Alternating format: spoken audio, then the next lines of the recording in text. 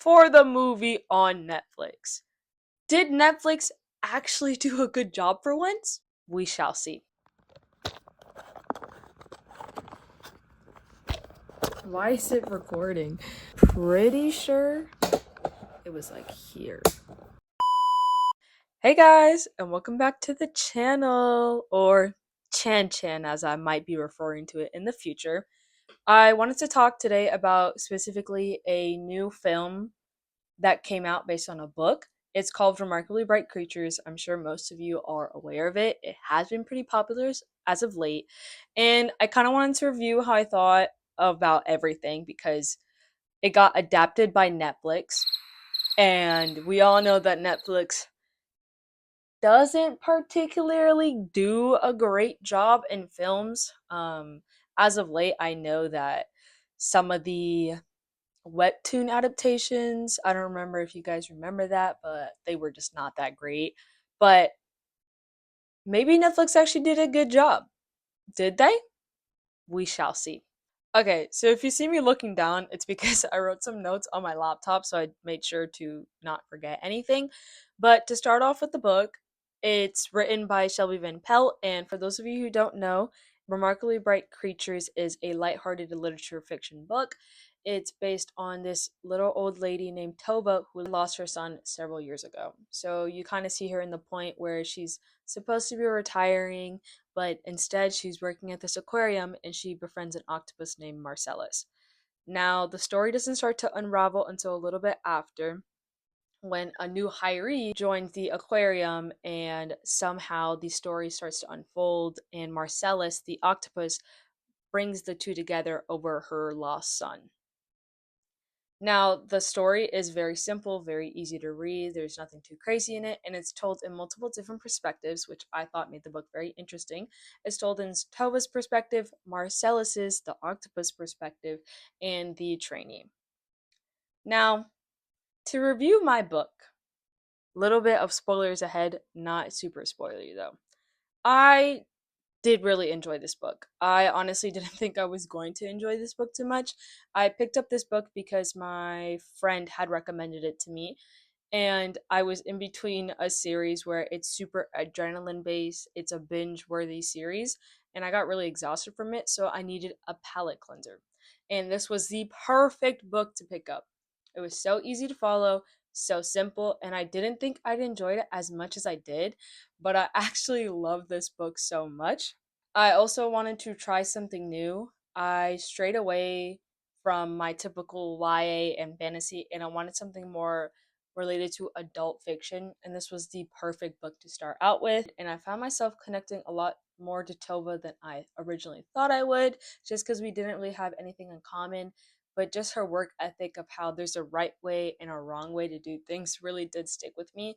And I really do admire the lifestyle that she has. She lives a quiet, simple life where she lives in a small town. She has the same routine every day, and I just really crave routines like that. It's something that I want to do, and seeing her live her life through that just made me want to incorporate that in my own life instead.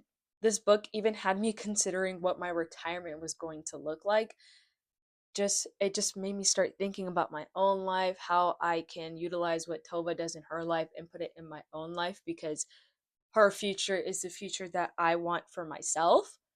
And I just thought that was so cool because I never thought that this book I picked up from the library would make me think in such a way that it affects my future. It also was a reminder to slow down, because when you're reading adrenaline based books, you're not really thinking, it's just fast, fast, fast, fast, fast. And sometimes in life, you can also get caught up like that. So it's just nice to take a little step back and just enjoy the book. Okay, so I apologize. I think I accidentally ended up turning the mic off, but just to reiterate, I really did enjoy Tova's character and her values, and it really stuck with me in a way that I didn't think it was going to. And at first, I had rated this book a 3 star. I was like, man, it's simple. I'm not really thinking about too much. I probably wouldn't read it again. I revoked that statement, but we'll talk about my ending rating later. Now, for the movie. There will be spoilers ahead, so just retain caution. Did Netflix actually do a good job? Yeah, I actually think they did an amazing job. I didn't know how, but they managed to capture the simplicity and just almost the coziness in Tova's quiet life. I honestly wasn't expecting it. They obviously changed the order of the events in the book, but I thought it was nice because if you follow the story exactly how it is written in the book, then it kind of becomes stale. But because they did things in their own order, it actually was very enjoyable to see, oh, they added this in the book, or they added this in the book, or oh, that's new. And it had its own charm. I genuinely just think it was such a great story. I actually preferred the ending in this one so much more because in the book, Tova had sold her house, as we all know. She had sold her house, and it was very unfortunate because when she found out that Cameron was her grandson, it was so sad that they couldn't share the fact that, like, hey, this is from your grand, not grandfather, your great grandfather, and this is a house that he built with his own hands. But in the movie, I was so happy that they got the ending where they could keep the house and just work on it together.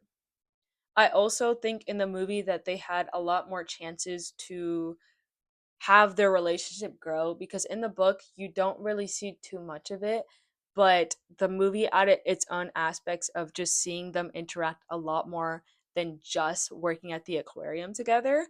I also didn't mind the changes with his mom because his mom was a runaway in the book, but then in the movie she had died and left in the van. Like I didn't mind those small changes. I actually thought they were surprisingly nice, and I didn't expect to actually love Cameron and Tova's dynamic. I thought it's genuinely just like, yeah, that's my grandma.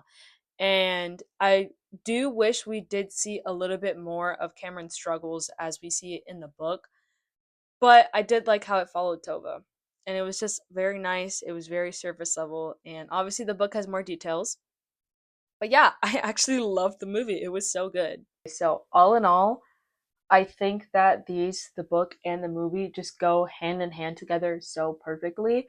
I would not recommend one without the other. Just having both is just the perfect amount for me.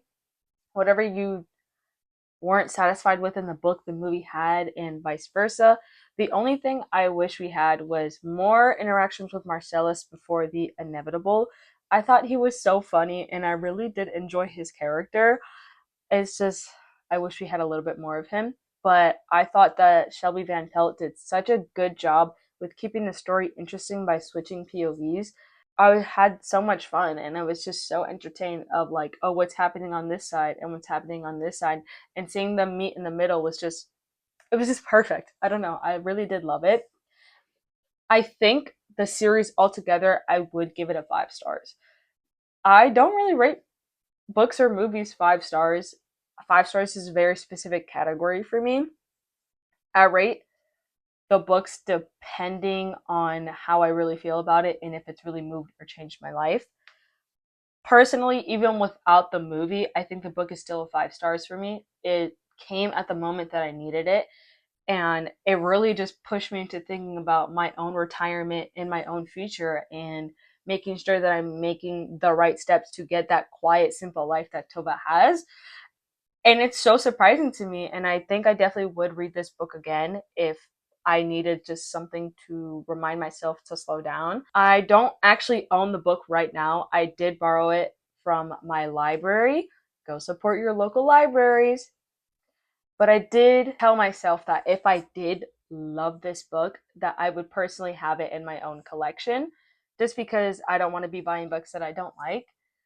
But yeah, this series wasn't something that I expected, and I don't think about it as often anymore just because I am going through other books, other media, other life, yada, yada, yada, yada.